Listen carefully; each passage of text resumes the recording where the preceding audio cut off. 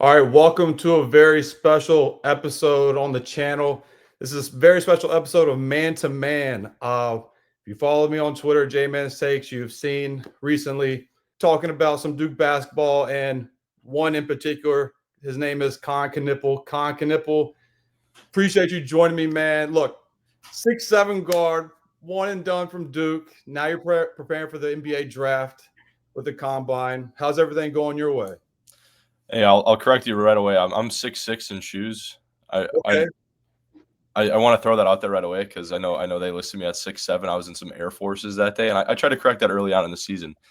So Um, you're the polar opposite of like an AAU basketball coach, where he's like, yeah, this yeah, guard is he's really 6'4", but you go out there, he's 6'2". yeah. I'm trying to keep it as accurate as possible. But yeah, appreciate it. Thanks for having me. Yeah, brother, I appreciate you coming on. Look, we'll go right into what got you on here. I tweeted about a month ago, Allie LaForce tweet of your interview with her, and she was dying laughing at what you had to say, and it was a great exchange. And I jokingly tweeted about it, and she loved it, and then obviously she retweeted it this week, and then you commented on it. Did any of your teammates or family members see that interview and give you a hard time about it? Yeah, some buddies from high school. They actually sent me a screenshot that she retweeted it or whatever, and I thought it was pretty funny. So I thought I would just comment. I'm not very active on Twitter, but thought I would comment on that one as it was pretty funny.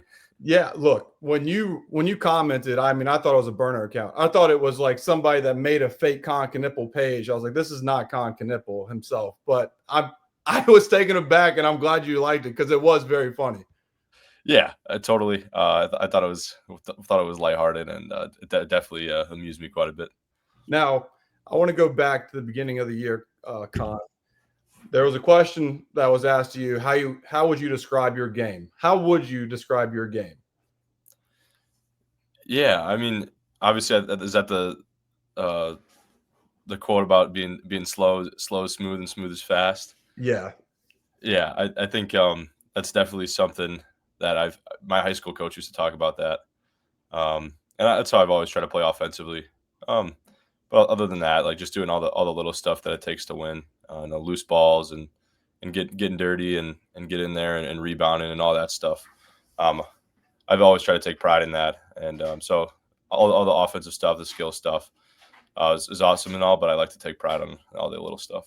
Oh yeah, I mean that's what stands out about your game the most. I asked that question because I tweeted that a week prior to you answering the question. I said it was a one-on-one clip of you playing against like Isaiah and Cooper in the preseason. I was like, slow as smooth, smooth as fast. That's how I describe Kon Knueppel's game. And then you said it like four Oh, days later. And so that's I was cool. like, oh wow, that's crazy. So that's why the people that are watching this would That's get the sweet. reference. But it was perfect timing. And I mean, I've said this about you publicly many times, but my favorite part about your game is I say there's no such thing as 50-50 balls with you on the floor. It's 100% to 0%. Like you're going to get on the floor and you're going to get it. And that's probably my favorite trait. Like you do a lot of things well, but the way you hustle for loose balls it's uncoachable. It's just instinct. Yeah, I mean it's something you want to do, but also if there's a guy who wants to play, early in the year, I mean, in the preseason, you don't know what playing time is going to look like. So anything that can get you on the court and keep you on the court. And you did a great job of that clearly because you came in as in the recruiting process. The hype was obviously Flag was coming in and a couple other guys, but then you started really separating yourself and it showed. I mean, it showed early and you kept your foot on the throttle. And I mean, that's just that speaks to your mentality, man. I do want to ask you at the beginning of the year, you started off a little slow from three. What did you do to change your shot? And it surely wasn't because you watched some YouTuber do a film breakdown on your feet, was it? No, I had some people send that to me though. No way. Yeah, No yeah, I, way. got- I had some people back home send it to me. Um, yeah, I think it was more so just a mental thing. Like I've never been in a shooting slump like that. So obviously there's some things you can tweak mechanically, but also just like comes to a point where you just got to stop giving a crap if it goes in or not, and letting it go. Because if you're thinking about every shot, you're not going to make as many as you'd like. So I think Coach Dildy did a great job with that. Just telling me, F it, like doesn't matter, goes in, misses, keep shooting it. We want you to shoot it, and having that confidence from the staff and the guys, a lot of that went away just with stop thinking about it.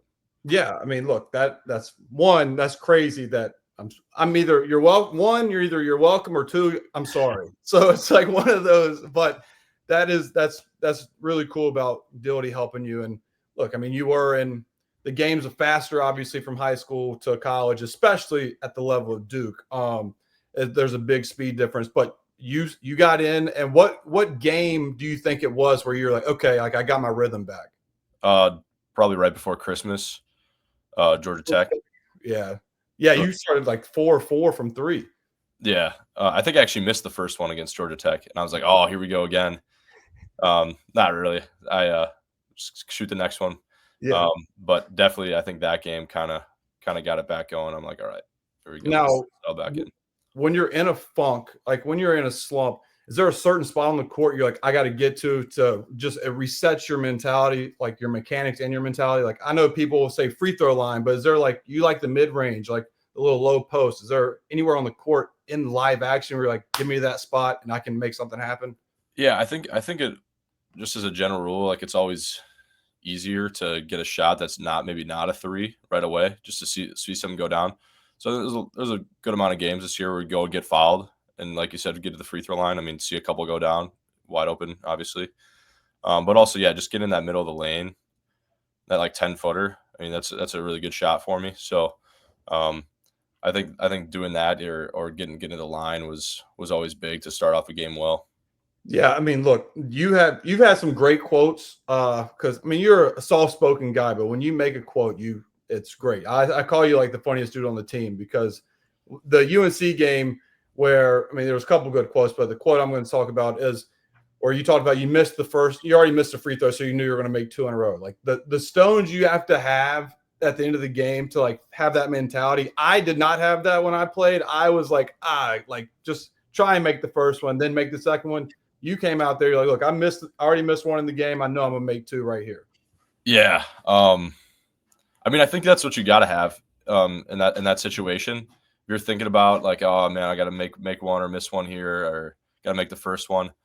Um, if you go and you're like telling guys like I'm gonna make this shot, like I was telling like coaches telling me to get the ball, but that gives you a little bit of confidence. But also like telling your teammates, give me the ball, I'm gonna make these free throws here. Just telling that to yourself, I think helps greatly with that confidence, and then you go out and make them. Yeah, and I mean, you make them against your rival, who you will go down as you never lost to. You're 3-0 against UNC. I mean, that's a great year to go 3-0 against UNC on top of 35 wins, a Final Four appearance, and winning the ACC. Like it was a great year for you guys. I want to talk some more about shooting because I love this little aspect of talking to an elite shooter. When you play or when you work out, are you a guy that prefers shooting on the gun or moving shots? What do you prefer, shooting on the gun or shooting off moving shots? Definitely moving. I like a real life passer. Great you know, answer. yeah, I mean the gun's good for like I used to do the gun a lot when I was younger. That's really good for reps and like, but once I got like a consistent shot where I was good, it's like the gun doesn't really. I felt like it didn't help as much anymore. So getting that live passing from different angles you'll get on the court, not just from underneath the basket, I think is really good. And then that way too, I mean, getting a little conditioning in as well, going full speed, game speed on reps.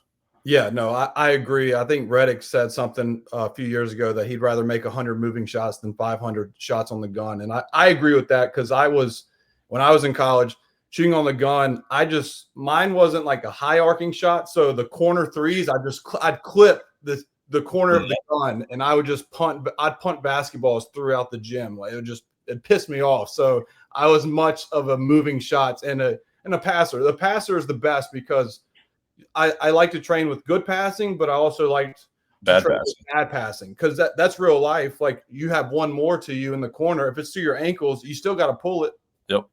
So I'm glad you answered that to moving shots, and it shows in your game. It really does. Like you can kind of tell guys that are very comfortable on catch and shoots and can catch it low and shoot it. So I want to ask you with that, who's a player that you wanted to copy your game from when you were a kid, or players?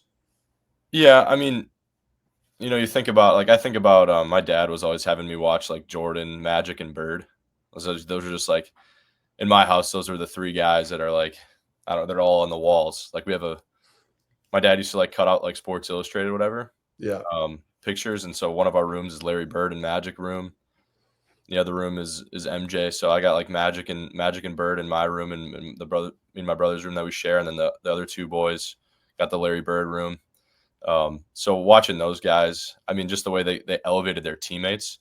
It's not necessarily moves and things you're patterning off, but like the way they could pass, see the floor, make their teammates better. Try to take that stuff away. But then there's guys that like in the NBA that I've watched growing up, and it's like guys like Clay Thompson, just the consistency of which he shoots. Ray Allen was my favorite player for a long time, just because he's a fantastic shooter, and it's all about the mechanics. Guys like that. Yeah, I mean, you named some very good basketball players, so I can see why you take after him.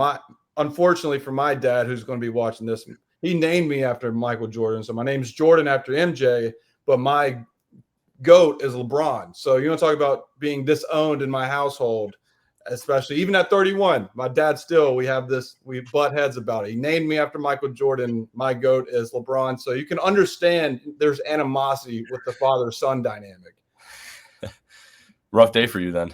Yeah. Oh, yeah. It's been a rough day. I do want to go off of that, though, with like talking about family. I was going to say it for closing, but I want to ask you this because this is the one thing we have in common. You're the oldest of 5 boys. I'm the oldest of 4.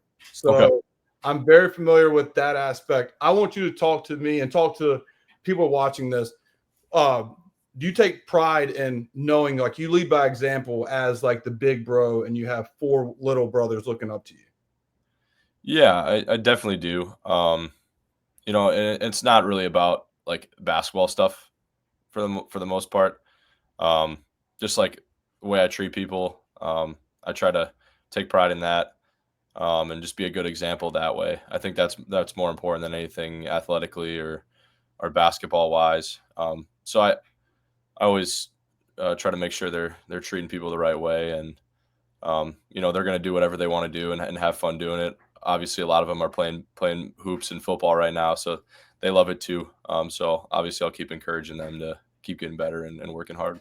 Yeah, I mean that's well said, and I agree. I mean that's kind of how it was with me. Like I said, oldest of 4. I played college basketball. The one below me, Jacob, played college soccer, and then the one below him played college football. And the 4th one's the best golfer out of all 4 of us. So he probably would tell you he has the best trait out of all 4 of us. So with that being like to go off you though, like yeah, we all played basketball in high school and stuff, but there was no pressure to like follow in each other's footsteps. We all kind of create our own paths. And though your little brothers are doing a great job, I see the tweets that your mom tweeted out about your brothers.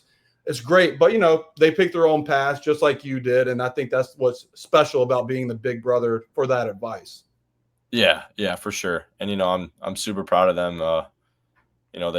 They had a tough thing to do. They 2 of the ones that played varsity basketball this year that they had to follow up a 30-0 undefeated state championship team, and they went 28-2 and won it again.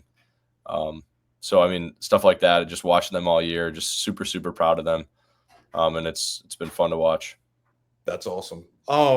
So take me back to when you were in high school, Con. I want to know during the recruiting process, was Duke always like your top school, or was Duke one of your top schools and then they separated themselves late in the process? I mean, Duke came in pretty late. I remember Jay texted me like maybe after like a high school playoff game my junior year, but like I didn't hear from them for a long time after that. So I think like we were on vacation in July, is when I got offered, and that was um, going into my senior year. So a little bit of time passed, and they had communicated with me a little bit, but it was pretty late in the process. Um, I it wasn't something like, oh, if Duke comes around, I'll just commit on the spot. But obviously, you got to take that. I mean, it's Duke. You gotta take that seriously. So getting to see on campus and whatever, that was important to me, and I know I loved it. So Yeah, and I know Virginia was one of the schools.